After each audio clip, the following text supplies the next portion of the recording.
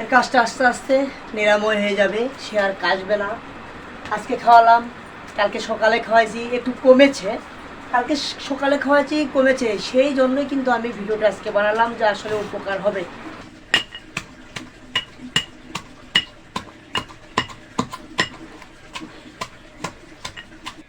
সুপ্রিয় দর্শক বন্ধুরা, কেমন আছেন আপনারা?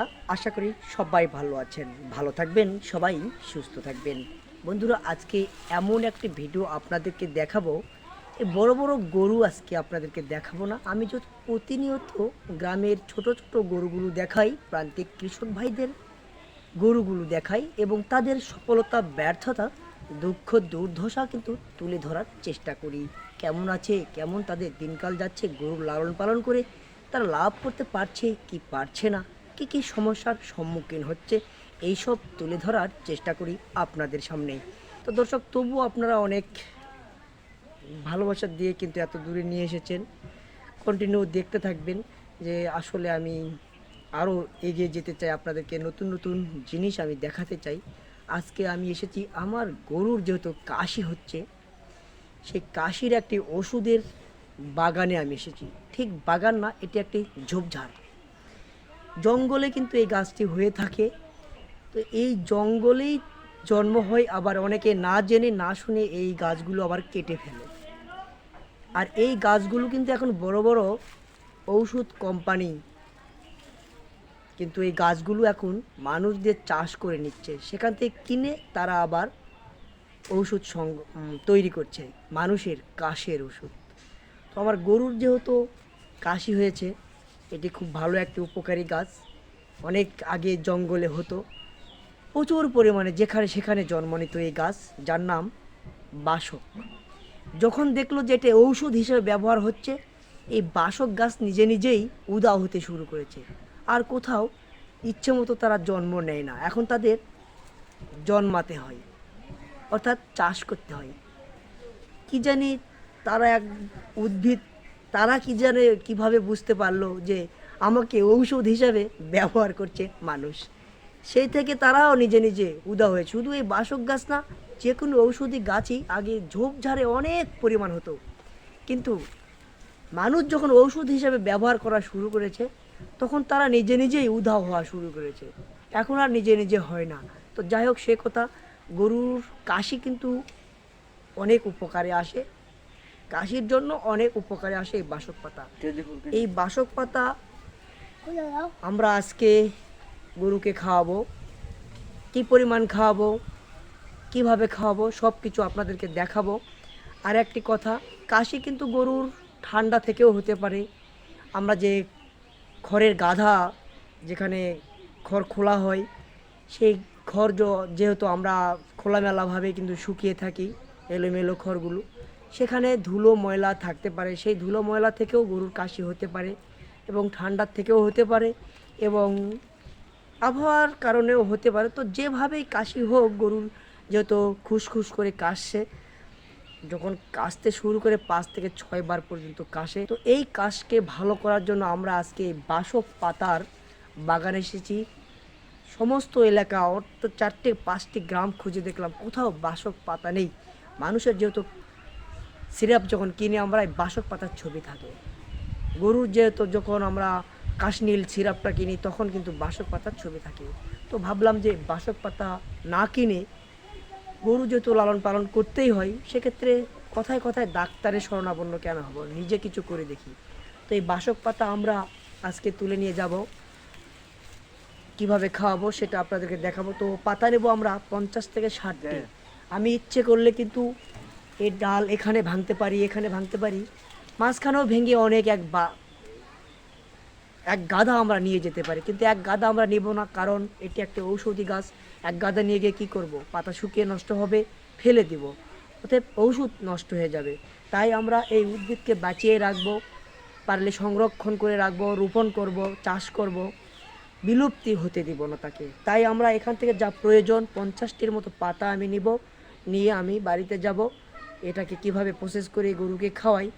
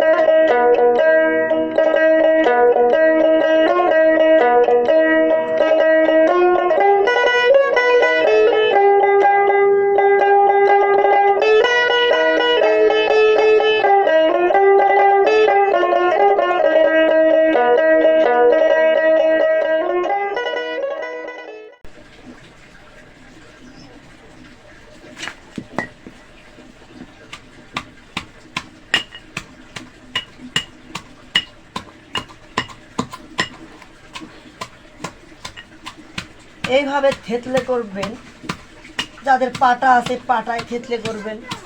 এভাবে থেতলে করে রস বের করতে হবে। আমরা যা করছি, এটার নাম হচ্ছে হেমনদিস্তা। এটা বড় পাওয়া যায়, ছোট পাওয়া যায়। ছোটোখাটো কাজের জন্য মশলাপাতি থেতলে করার জন্য বা গুঁড়ো করার জন্য ব্যবহার করে থাকে। পাটাও ব্যবহার করা যায়, পাটা একটু ভারী বেশি, পিসা একটা ঝামেলা, তার চাইতে আমার মনে হয় এটি ভালো। এই জন্য এটাতে আমরা থেতলা করছি।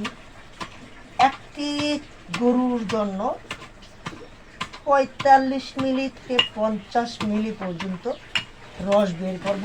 গরুর কাশির জন্য 2 থেকে 3 বার খাওয়াবো, 2 বার খাওয়াবো। সকালে একবার 50 মিলি খাওয়াবো, বিকেলে একবার 50 মিলি খাওয়াবো।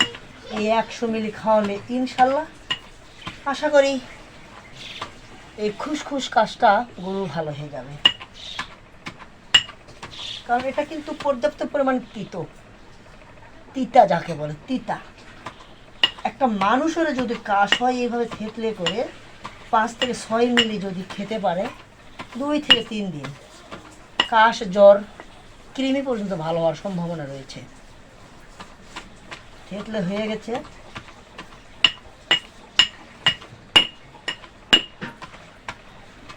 বাস,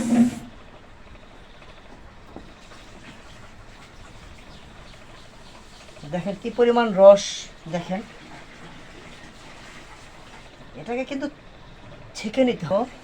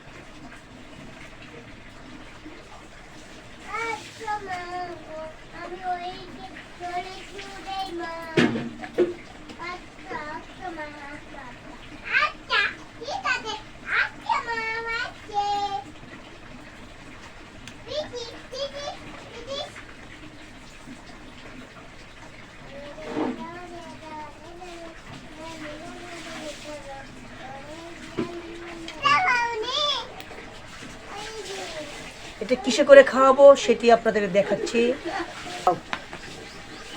এই যে লবণ দেখতে পাচ্ছেন, লবণ দিয়ে দিলাম।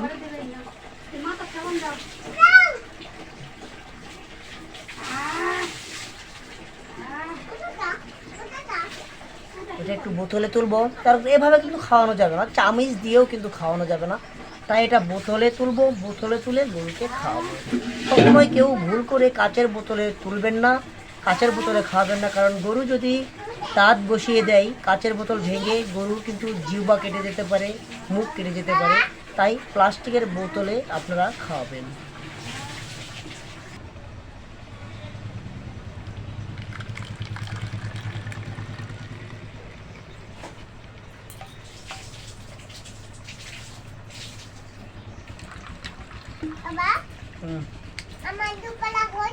হয়নি।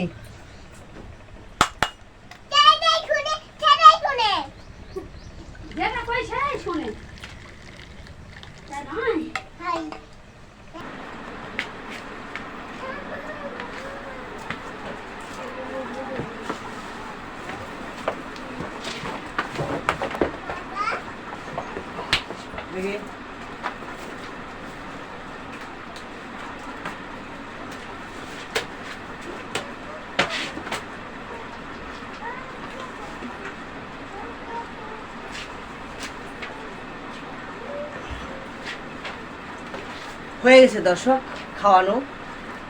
এর কাজটা আস্তে আস্তে নিরাময় হয়ে যাবে, সে আর কাশবে না।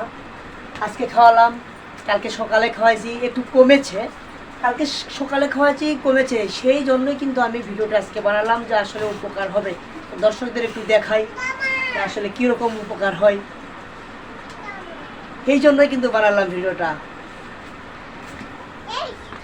তো খাওয়ানো হয়ে গেছে, দর্শক আসলে কালকে খুব কাজ ছিল, আগার দিনেও কেসেছে, 2 দিন কাটছে। সকালে একটু এটা নিয়ে এসে খাওয়ালাম, আমার মা বলেছে আসলে এটা খাওয়ালে কাজ ভালো হয়। কিন্তু যখন খাওয়ালাম আসলে খুবই উপকার, মানে কাজটা অনেকটাই কমে গেছে। তো আজকে আসলে বিকেলে এই যে বৈকালবেলা আবারও খাওয়ালাম তো আসলে উপকার হয়েছে বিদায় কিন্তু আমি খাওয়াইছি। আপনারাও ট্রাই করতে পারেন, পরীক্ষা করতে পারেন যে আসলে আমি মিথ্যে কথা বলছি নাকি সত্য। আর ভিডিওটি ভালো লাগলে যদি প্রমাণ পান অবশ্যই একটা লাইক আর সাবস্ক্রাইব করে আমাদের পাশে থাকবেন। দর্শক ভালো থাকবেন, সবাই সুস্থ থাকবেন।